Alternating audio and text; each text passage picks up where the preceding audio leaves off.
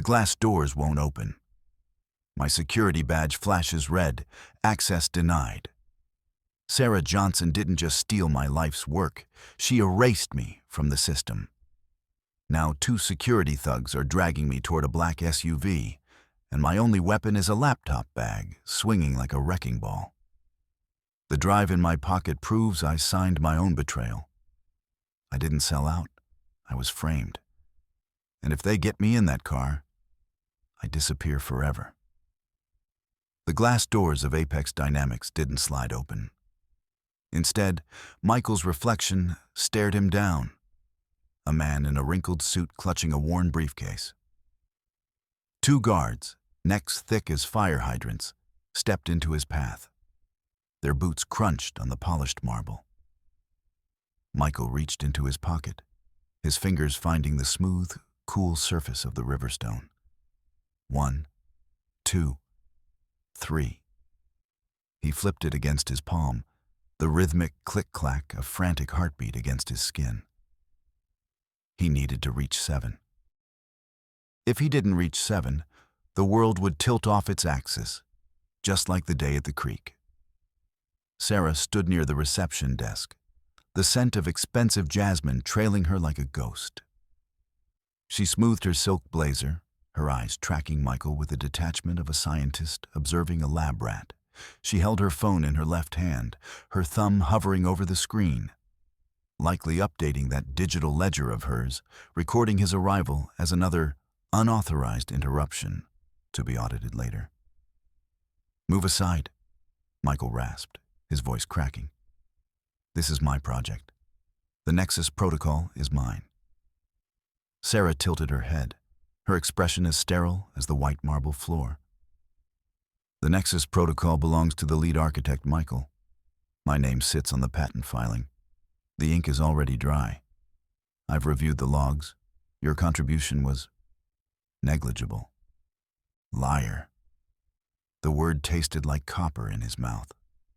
4, 5. He needed 2 more flips. The fluorescent lights above hummed at a frequency that made his teeth ache.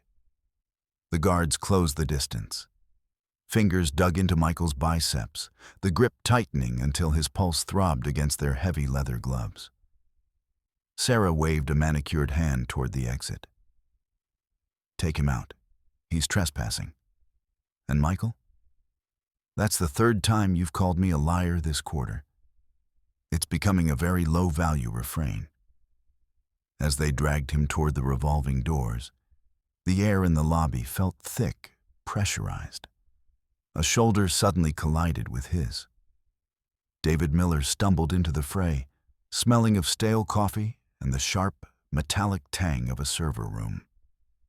For a split second, the chaos muffled the world. David's hand darted out, pressing a cold, jagged piece of hardware into Michael's palm. The edges of the drive bit into his skin, a sharp reminder of the reality Sarah was trying to erase. "Keep it hidden," David hissed, his voice a frantic whisper lost to the guards. "The raw logs are on there. The truth." The humid Chicago air slapped Michael's face as the guards shoved him onto the sidewalk. 6, 7. The final click of the stone grounded him. He watched the heavy glass doors click shut, severing him from a decade of work. He squeezed the drive, the sharp metal casing a physical weight against the indifferent hum of the city's electricity.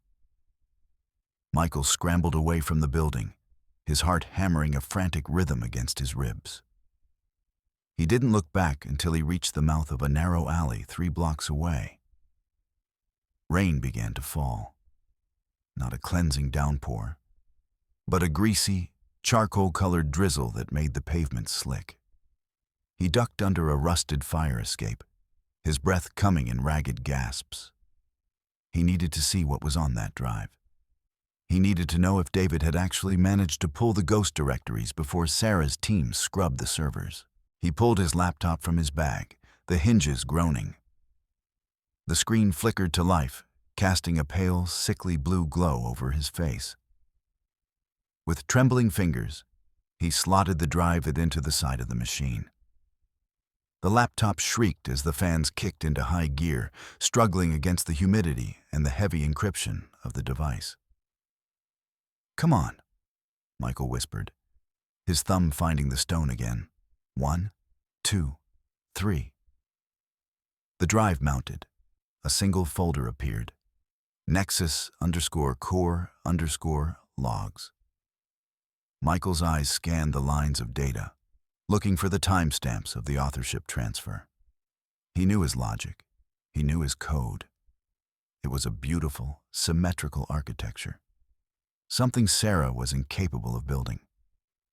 But as the files began to populate the screen, a cold, hollow sensation opened up in his chest. Subverted, Michael's fingers flew across the keys. He felt a surge of professional confidence. This was his territory. Sarah might own the building, but he owned the logic. He would find the digital fingerprints of her intrusion, the exact millisecond she'd used her administrative override to swap his name for hers. He'd take this to the board, to the federal investigators, to anyone who would listen. The evidence would be undeniable. He could almost feel the weight of justice beginning to shift back in his favor. He pictured the look on Sarah's face when the audit revealed her fraud. He felt a rare, fleeting moment of relief. He had the drive. He had the truth. The first log file opened. A green checkmark appeared on the screen, a success notification. Michael leaned in, his eyes darting across the strings of characters. "There you are," he muttered. The authorization sequence. He followed the trail. It was a clean, high-level command. The system had accepted the change in authorship at 2:14 a.m. Michael waited for the secondary data to reveal Sarah's ID tag, the digital trail of her blazer-clad hands on the keyboard. He saw the verified status light up in the corner of his terminal. The relief washed through him like a cool breeze. He had her. But then he paused. Something was wrong. The cursor blinked, a steady, rhythmic pulse that felt like a warning. He looked at the authorization string again. The digital signature wasn't Sarah's. Michael's breath hitched. He squinted at the screen, his heart skipping a beat. The signature was a complex 64-character hash, a unique thumbprint that only one person possessed. He recognized the sequence. He'd written it himself. It was his signature. The screen flashed a deep, mocking red. Transaction complete. Michael's world tilted. He didn't just see his signature. He saw the attached metadata. A bank transfer confirmation appeared alongside the authorship change. $5 million had been moved from an Apex Dynamics discretionary fund into a private, offshore account in the Cayman Islands. The account holder's name was Michael Davis. The truth hit him like a physical blow to the stomach. Sarah hadn't just stolen his work. She had used his own security keys to make it look like he had sold it to her. The logs didn't show a theft. They showed a bribe. To any outside observer, to the FBI, to the SEC, Michael wasn't a victim. He was a traitor who had cashed out and was now trying to burn the house down on his way out. "No," he gasped, his fingers freezing on the keys. "No, no, no." The trap was perfect. By holding this drive, by accessing these logs, he was looking at the instrument of his own destruction. If he showed this to the authorities, he wasn't presenting evidence of a crime against him. He was handing them a confession. He had been framed so thoroughly that the truth was now indistinguishable from a lie. He felt the stone in his pocket, but he couldn't bring himself to flip it. The count was broken. Everything was broken. The sound of a distant siren wailed through the alley, the noise vibrating through the metal of the fire escape. Michael slammed the laptop shut, the sound echoing like a gunshot against the brick walls. He had to move. He was no longer just a disgruntled employee. He was a fugitive in a game where the rules had been rewritten by the person who wanted him dead. He emerged from the alley, his eyes scanning the street for the black SUVs he knew would be coming. He needed to find David. David was the only one who could explain how Sarah had gotten his private keys. But as he reached the corner of 5th and Main, he saw a commotion outside the Apex Dynamics side entrance. 2 men in dark, nondescript suits were dragging a man toward a waiting car. Michael ducked behind a newsstand, his heart cold. It was David. David's shirt was torn, his face pale and slick with sweat. He was apologizing. Michael could see his lips moving, the frantic, useless "I'm sorries" that David used like a shield. Sarah stood nearby, her unblinking gaze fixed on David as if he were a piece of faulty equipment being hauled away for disposal. She pulled out her phone, her thumb tapping the screen with clinical precision. Michael could almost hear her voice. "That's the 5th apology today, David. It's lost its market value." The car door slammed shut, muffled by the roar of a passing bus. David was gone. Michael was alone. The realization settled over him like a shroud. He couldn't go home. He couldn't go to the police. He was a ghost in a city made of glass and steel. And the only person who could help him was currently being processed by Sarah's fixers. He began to walk, his pace quickening as the adrenaline surged. He needed a place with high-speed access, a place where he could disappear into the noise. The public library. It was 4 blocks away, a fortress of silence and old paper. He could hide in the stacks, use the terminals to trace the offshore account, and maybe, just maybe, find the hole in Sarah's logic. The library was an oppressive space, the air heavy with the smell of dust and decaying glue. Huge marble pillars rose like the ribs of a dead giant. And the silence was so thick, it felt like it was pushing the air out of his lungs. Michael hurried past the new releases shelf, noticing with a shiver that the spines of several books had been stripped, leaving the raw white threads exposed.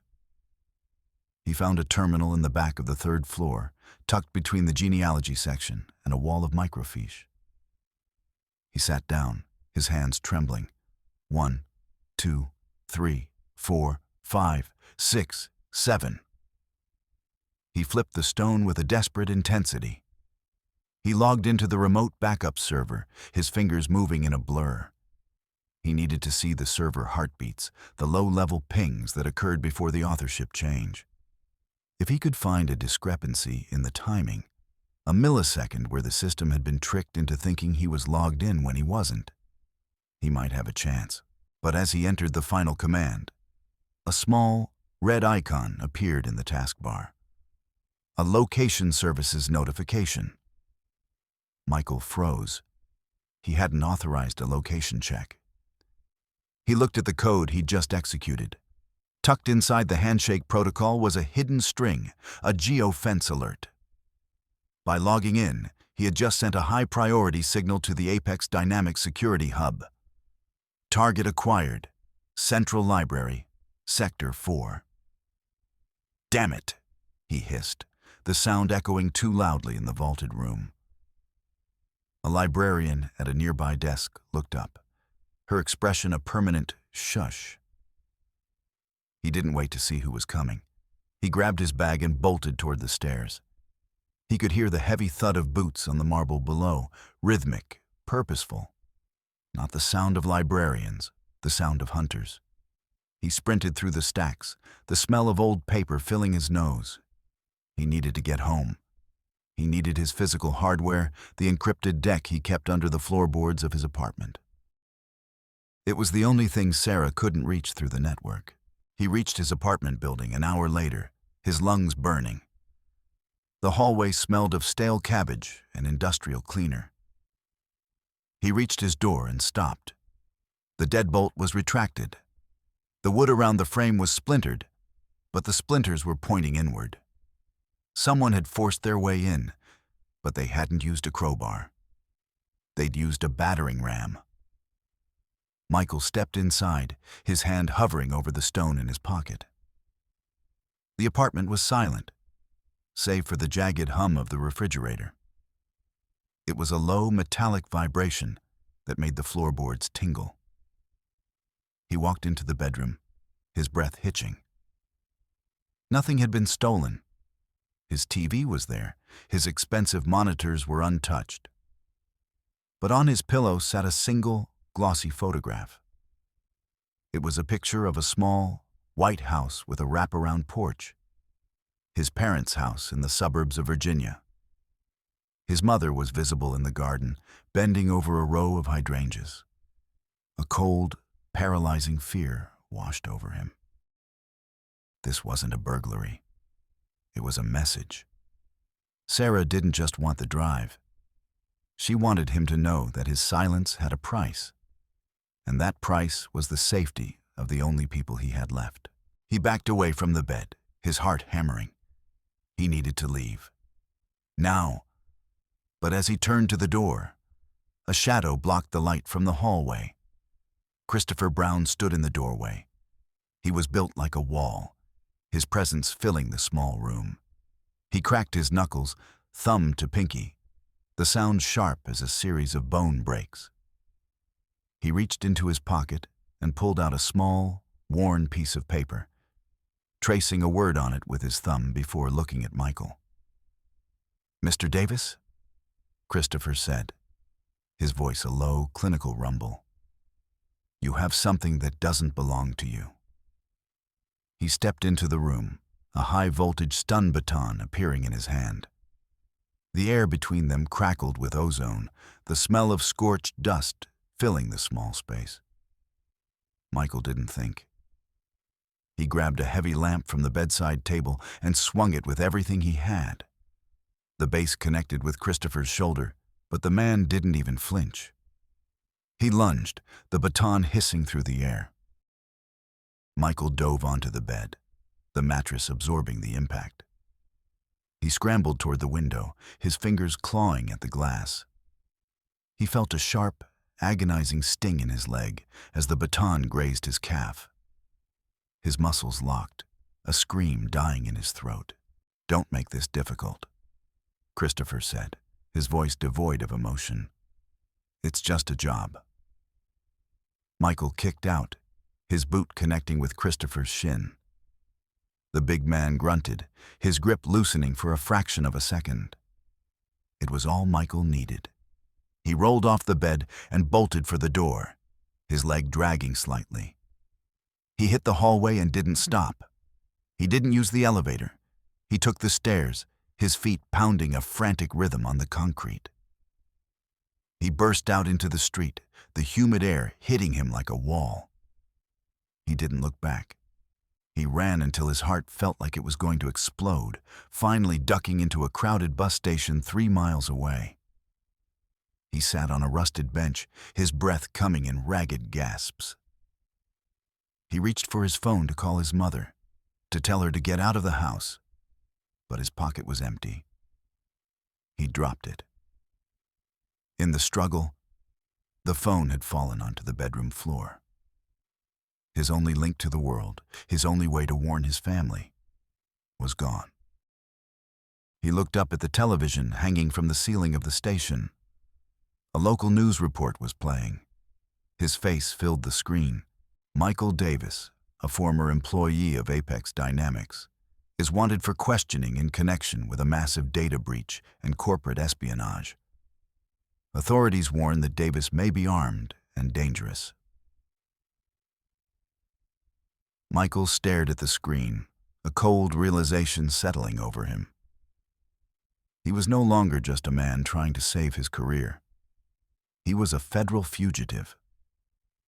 Sarah had turned the entire weight of the system against him, and he was standing in a public station with a face that everyone in the city now recognized.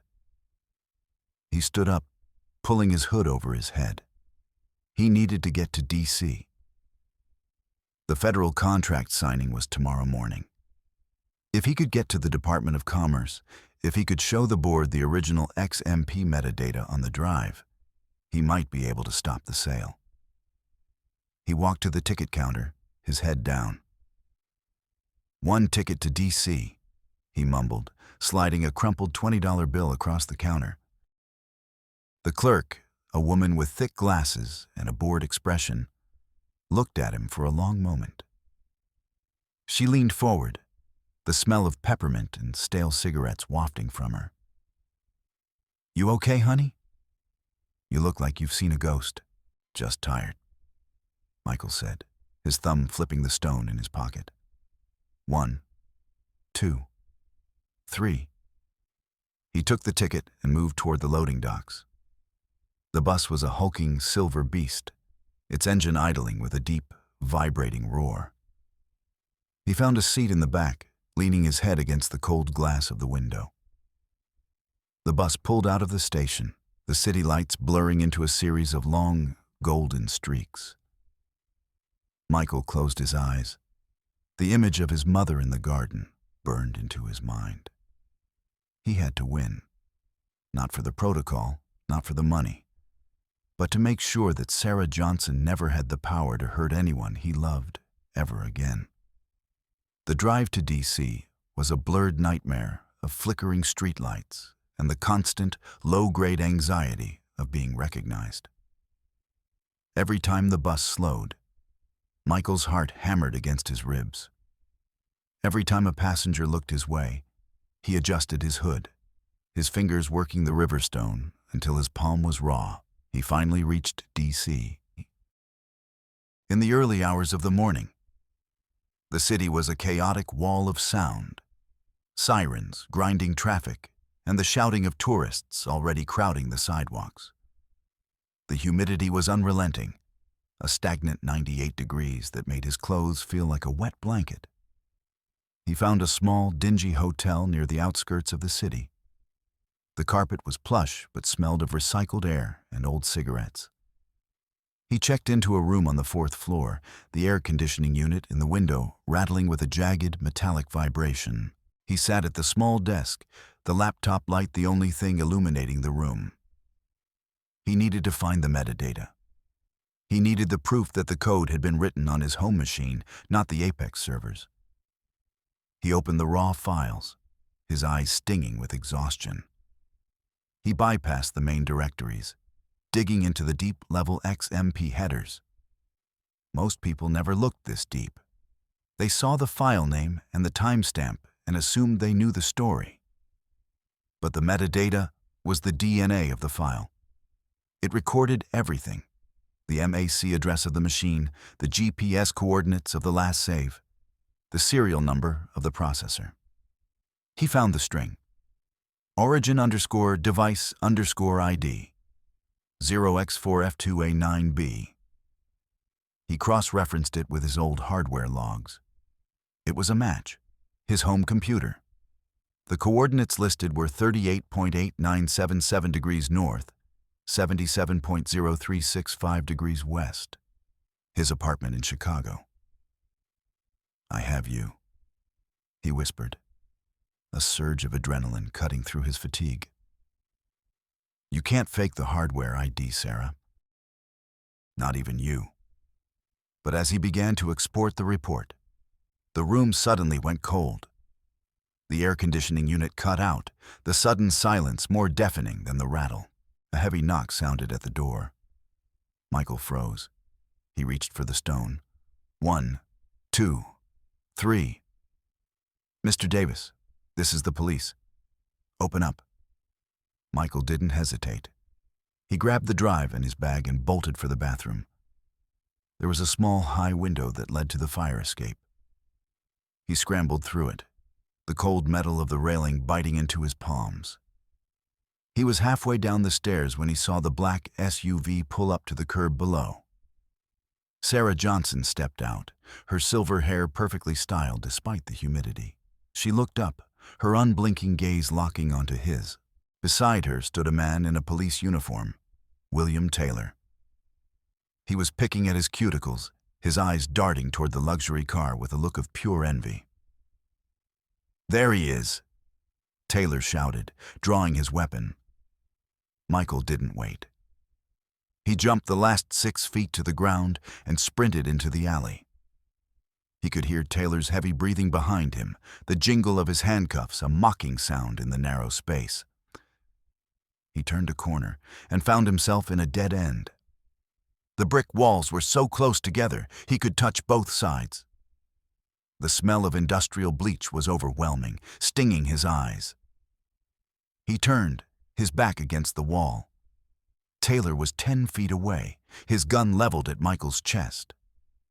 Sarah walked up behind him, her expression one of bored disappointment.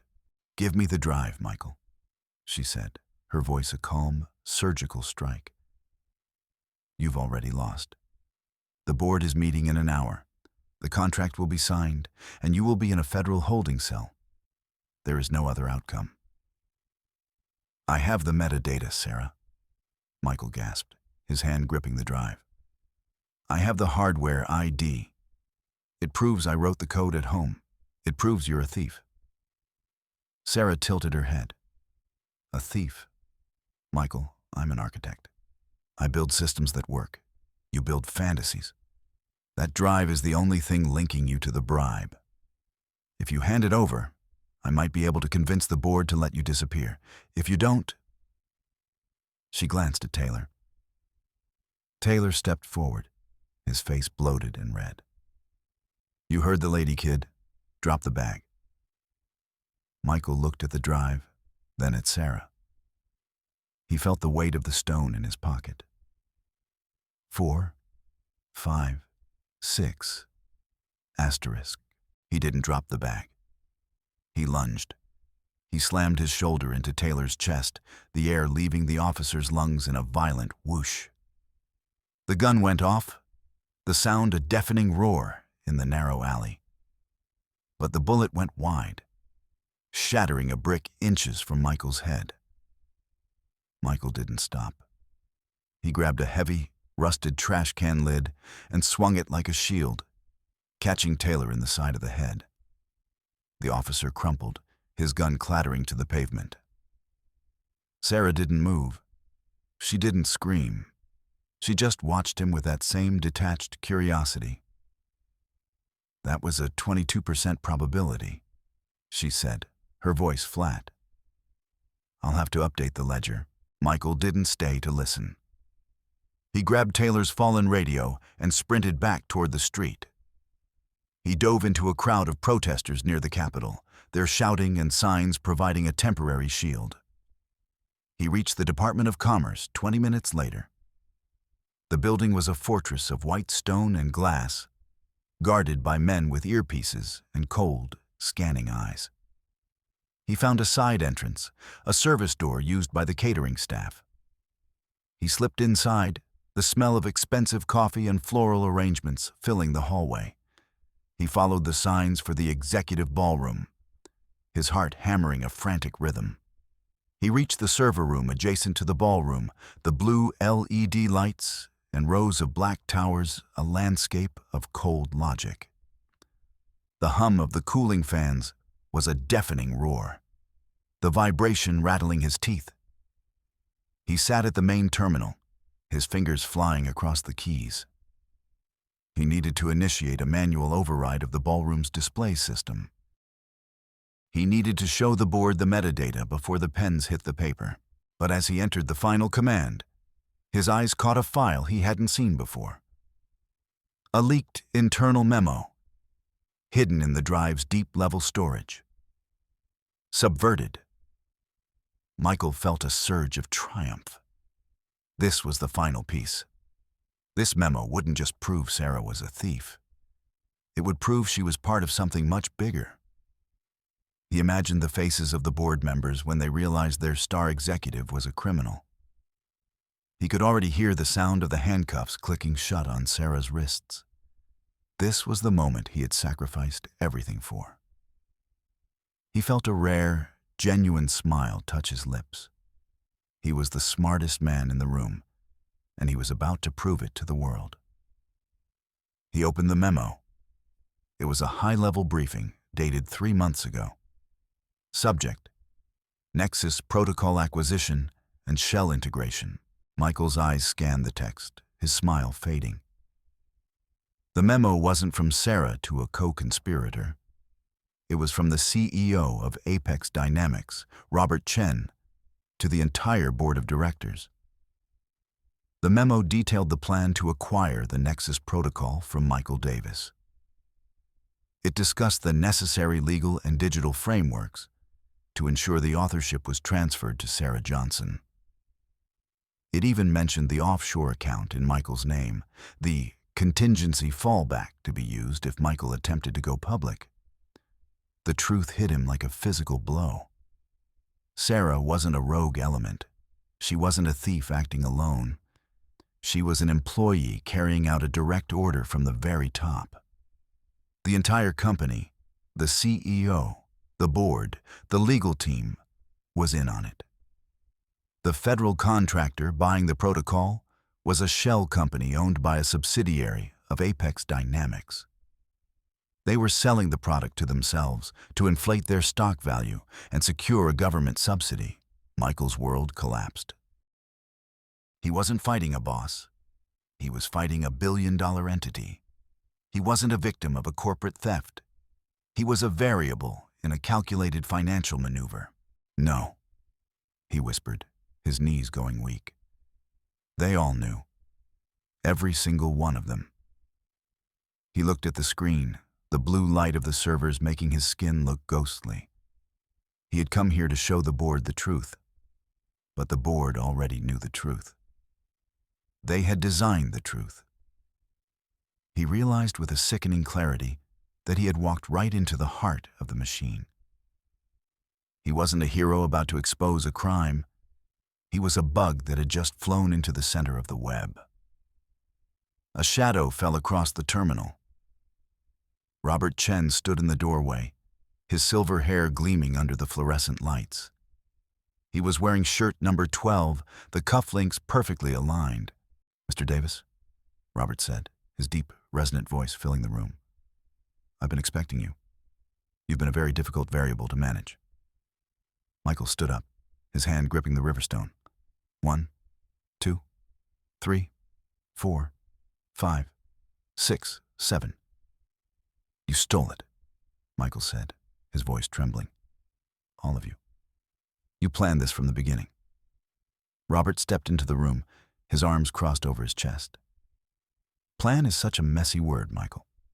We simply optimize the situation. The Nexus Protocol is too valuable to be left in the hands of a single, unstable developer. The board required a more reliable face for the project." He looked at the screen, a faint, condescending smile on his lips. "I see you found the memo. A shame. It was meant to be deleted after the signing. I'll take this to the press," Michael said, his voice rising. "I'll show them everything." Robert laughed, a cold, hollow sound. "The press? Michael, look at yourself. You're a federal fugitive. You've assaulted a police officer. You've broken into a high-security government building. Do you really think anyone is going to listen to a word you say?" He stepped closer, the smell of expensive cologne and old money wafting from him. "You've lost, Michael. Give me the drive, and I might be able to ensure your prison sentence is manageable." Michael looked at the servers, then at Robert. He felt the weight of the stone in his pocket. He had lost everything: his career, his reputation, his safety. He was standing in a room full of the most powerful people in the country, and he was nothing but a glitch in their system.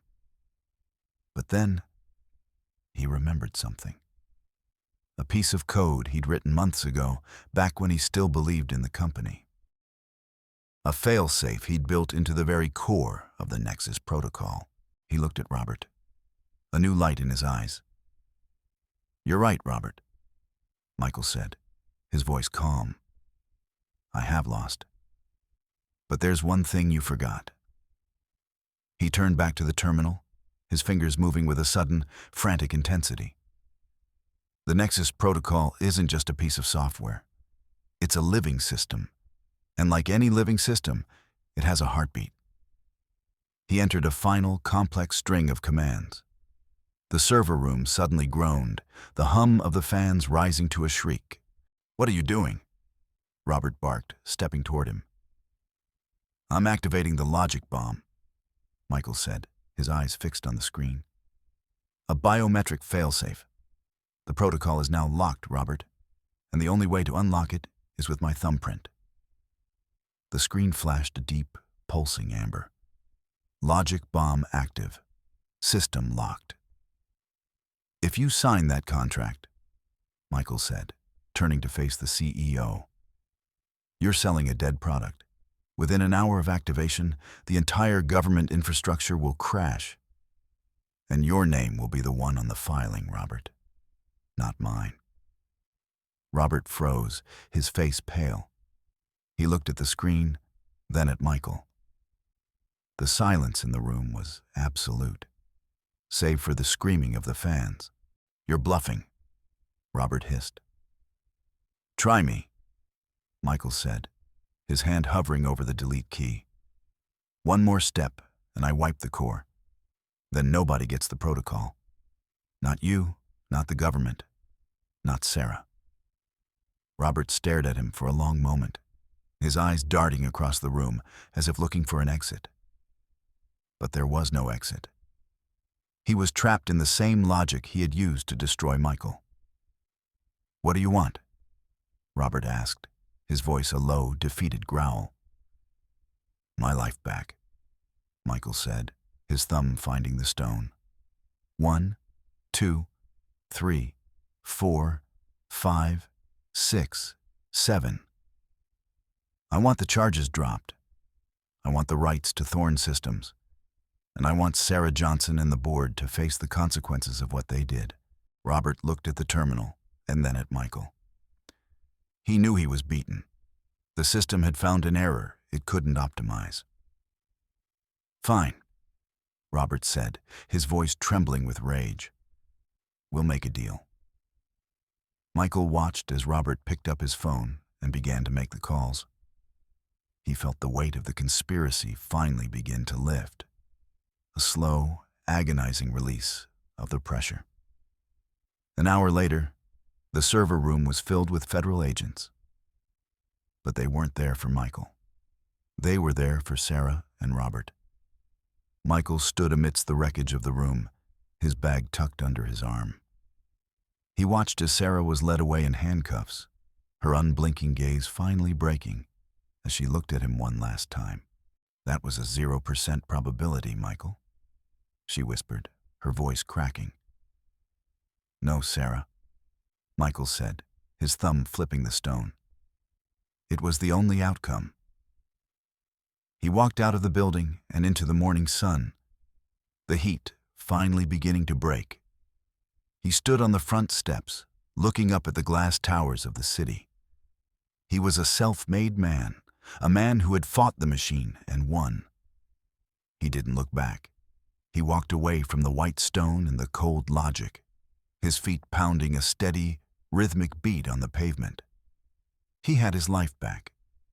He had his truth. And for the first time in his life, he didn't need to count the steps to know exactly where he was going. The end.